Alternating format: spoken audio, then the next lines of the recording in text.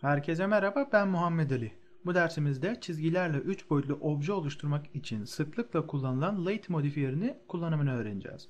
Late modifiyerinin çalışma mantığı dışında birkaç seçeneği de bulunmakta. Bu dersimizde hepsini inceleyeceğiz. Late modifiyerinin çalışma mantığından bahsedelim biraz. Late genellikle silindirik objeleri modellemek için kullanılır. Varil, şişe gibi örnekler verebiliriz bunlara. Çizgileri kullanarak bir şişenin yandan görünüm halinin yarısını çizerek Late kullanarak da bunu 3D hale getirebiliriz. Şimdi verdiğim örnekteki gibi bir şişe çizelim Late modifiyerini kullanarak. Önden görünüm penceresi veya yandan görünüm penceresini kullanabiliriz. Önden görünüm penceresini seçiyorum. Daha sonra Shapes'e gelip Line'ı yani doğruyu seçiyorum. Verdiğim örnekte şişe vardı. Şimdi bu dersimizde yalnızca Late modifiyerinin çalışma mantığını öğreneceğimiz için şişeye fazla özen göstermemize gerek yok. Snap'ı açarak sıfır noktasından çizmeye başlayalım. Şişenin yandan görünüm halini aşağı yukarı hepiniz bilirsiniz. O nedenle referans kullanmıyorum.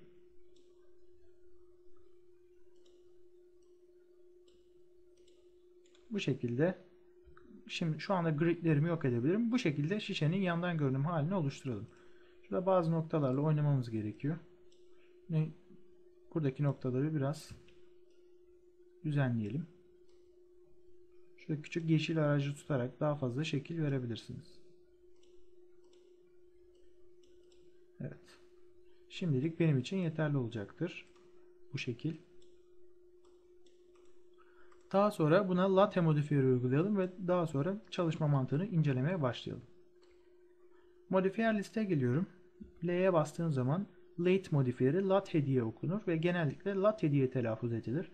Late modifiyerine tıklıyorum ve görmüş olduğunuz gibi olması gerektiğinin biraz farklı bir şekilde ortaya çıktı. Bunun sebebi late'in yani bazı ayarlarından dolayı.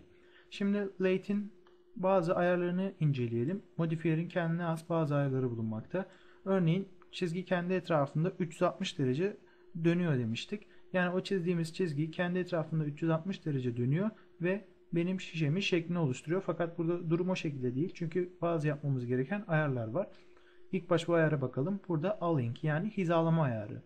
Minimum dediğimiz zaman tam çizmeye başladığımız noktadan çizgi dönmeye başlar. Center dediğimiz zaman ortalanmış olarak dönmeye başlar.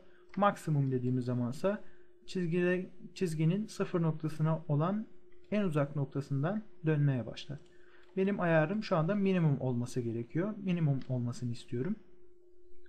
Yukarıdan başlayalım parametreleri inceleme. 360 derece demiştik. Buradaki o dereceyi arttırıp azaltarak çizginin kendi etrafında dönüşünü kısıtlayabiliriz. Bu maksimum 360 derecedir. Bu dereceyi kaç girersek çizgi o kadar dönmüş oluyor. Şimdi tekrar 360 yapalım. Burada Weld Core ve Flip Normals ayarları var. Flip Normals'ı hatırlıyorsunuz Surface kısmından. Editable Mesh'te de öğrenmiştik. Yüzeyler ters döndüğü zaman bunları normale döndürmek için kullanıyoruz. Bazı bozulan birleşim noktalarında kötü görüntüler var. Bunları gizlemek için de Weld Core kullanıyoruz. Bastığımız zaman oradaki kötü görüntülü kısımları düzeltmiş oluyor. Bakın aşağıda da kalmadı.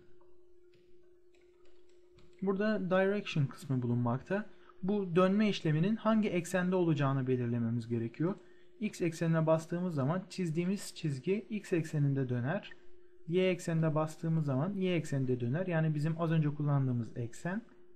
Fakat ayarlarımız tekrar değişti. Bunu minimuma getirmemiz gerek. Z eksenine bastığımız zamansa bu dönme işlemi Z ekseninde olur. Burada output kısmı bulunmakta. Latte ile işimiz bittiği zaman yani late modifier ile işimiz bitince bunu mesh cismine çevirmemiz gerekecek. Yani 3 boyutlu obje haline gelecek. Onun dışında birkaç seçeneğimiz var. Bunu editable patch veya NURBS cismine de çevirebiliriz. Patch'i daha önce incelemiştik yanılmıyorsam. Tıpkı mesh cismine benzer bir yapısı vardı. Yine objenin alt obje modlarıyla oynamamıza izin veriyordu.